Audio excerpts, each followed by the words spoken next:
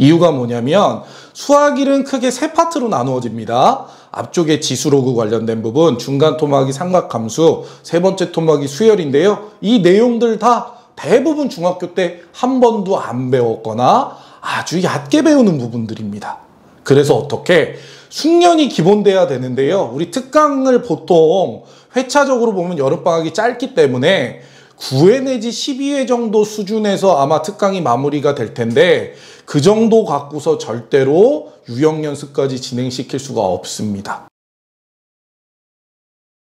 자, 오늘부터 여름방학 특강 관련해서 시리즈로 이제 학부모님들 만나 뵙도록 하겠습니다. 자, 여름방학 동안에 어머님들께서 방학 특강 관련돼서 많은 계획이 있으실 줄 압니다. 그리고 그 중에는 당연히 수학 관련된 특강도 기획하고 계시겠죠. 특히 고등선행 관련해서는 수학 상하, 수일, 수희 관련해서 4권의 수업 중에 하나를 선택해서 들으려고 계획하시는 학부형님들 분명히 계실 거라고 생각하는데요. 제가 아주 주요한 팁 하나를 좀 말씀드리겠습니다. 그게 바로 뭐냐면요. 자, 이 4권의 책 중에서 사실 아무거나 하셔도 됩니다. 특강으로. 그런데 수어는 하지 마십시오. 라고 말씀을 드릴게요. 수학일을 하지 않고 수학일을 해도 되나요? 네, 수학일을 하셔도 됩니다. 그런데 수학일은 절대 특강으로 듣지 않으셨으면 좋겠습니다. 자, 이유가 뭐냐면요. 일단 저의 경험에 관련된 부분이 있는데요.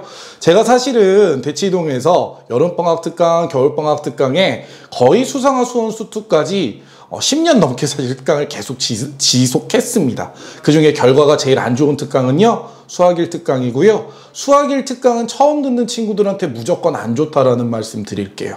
이유가 뭐냐면 수학일은 크게 세 파트로 나누어집니다. 앞쪽에 지수로그 관련된 부분, 중간 토막이 삼각함수, 세 번째 토막이 수열인데요. 이 내용들 다 대부분 중학교 때 한 번도 안 배웠거나 아주 얕게 배우는 부분들입니다. 그래서 어떻게 숙련이 기본돼야 되는데요. 우리 특강을 보통 회차적으로 보면 여름방학이 짧기 때문에 9회 내지 12회 정도 수준에서 아마 특강이 마무리가 될 텐데 그 정도 갖고서 절대로 유형 연습까지 진행시킬 수가 없습니다. 대부분은 내용을 한번 훑는 형태로 가는데요. 그 특강의 결과가 어떤 식이 되냐면 우리 아이들이 수업은 들었거든요. 그러면 이제 학부형님들이 물어보세요. 야, 어때? 그 수업 괜찮니? 그럼 아이들이 고개 끄덕이면서 그 수업 좋아. 왜요? 어머님들께서 얼마나 엄선해서 골라주셨겠습니까? 당연히 좋은 수업이야. 이렇게 되는데 그래서 뭐 배워? 그러면 아마 배우는 거 잘 말 못할 거예요. 문제 아주 쉬운 거 갖다 놓고 계산하라고 그래도 잘 못할 겁니다. 그러면 우리가 특강을 듣는 목적 중에 하나로서 먼저 수학일을 가기 전에 스킵하는 형태로 배우는 거다라고 생각하실 수 있는데요. 수학일을 그렇게 배우게 되면 사실은 벽만 더 높게 아이들이 느낍니다. 왜냐하면 수업이 진행된 상태에서 지수, 로그 그냥 계산이 안 돼요. 삼각함수 기본 연산이 안 돼요.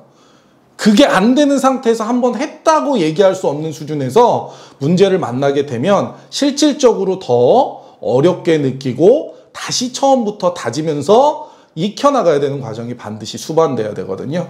그런 지점에서 사실 처음 듣는데 수학일을 듣겠다 하시면 저는 무조건 반대합니다.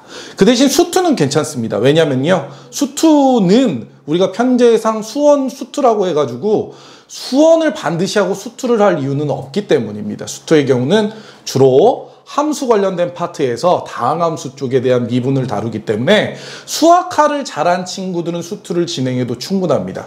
그리고 수투 파트에서는 극한이나 미분법 관련돼서 사실은 엄밀한 증명을 하기가 굉장히 힘들거든요. 그래서 강사의 영향을 많이 받습니다. 그래서 처음 우리 아이가 수업을 하는데 특강으로 듣게 하신다면 수원 듣게 하지 마시고요. 수투 차라리 진행시키는 게 낫다는 오늘 꿀팁 말씀드리면서 앞으로 2번째, 3번째 계속 방학특강 관련돼서 학부형님들께 팁을 드리는 시간 갖도록 하겠습니다. 다음 시간에 또 이어서 또 뵐게요.